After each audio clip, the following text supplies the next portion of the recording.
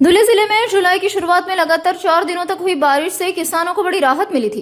इस बारिश के कारण अधिकांश क्षेत्रों में खरीफ फसलों की बुआई समय पर पूरी हो गई, लेकिन इसके बाद बारिश अचानक थम जाने से किसानों की चिंता फिर बढ़ गई है। बारिश नहीं होने से खेतों की नमी तेजी से कम हो रही है और नई उगी फसलों पर संकट मंडराने लगा है। दूसरी ओर बढ़ती गर्मी ने आम लोगों की भी परेशानी बढ़ा दी है। मौसम विशेषज्ञों ने तापमान 38 डिग्री सेल्सियस तक पहुंचने की संभावना जताई है, जिसके चलते दोपहर के समय शहर की सड़कें भी सुनसान दिखाई दे रही है। बारिश की कमी से खेती पर संकट गहरा गया है और अब किसानों सहित सभी की निगाहें अच्छी बारिश पर टिकी है। किसानों को उम्मीद है कि जल्द बारिश होने पर फसलें बचाई जा सकेंगी। जून महिना कोरडा गेलेला आहे। जुलैमध्ये चार ते 5 दिवस चांगला पाऊस आला। त्यानंतर आम्ही मकाची पेरणी केली।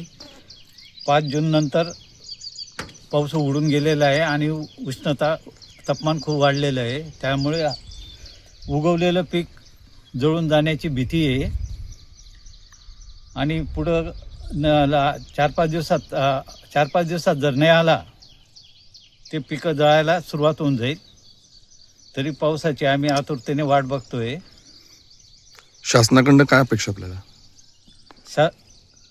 दुबार पेरणी जर झाली तर शासनाने आम्हाला काहीतरी मदत करावी बा, नाहीतर उघड्यावर पडून जाऊ आम्ही शेतकरी लोक। असं मी किशोर पाटील।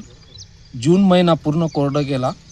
आता जुलैमध्ये पाणी चालू झाला होता। 2-3 दिवस आला। पेरणी केली, पेरणीनं उगवल्यानंतर आता परत पाणी गायब झाला। दुबारा पेरणी करावी लागणार।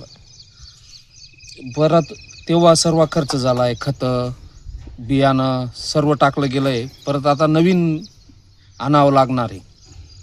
परत मागच्या वर्षी बी तसंच गेलं, जास्त पाऊस झाला म्हणून मागच्या वर्षीचं काहीच विषय नाही आहे। मागच्या वर्षी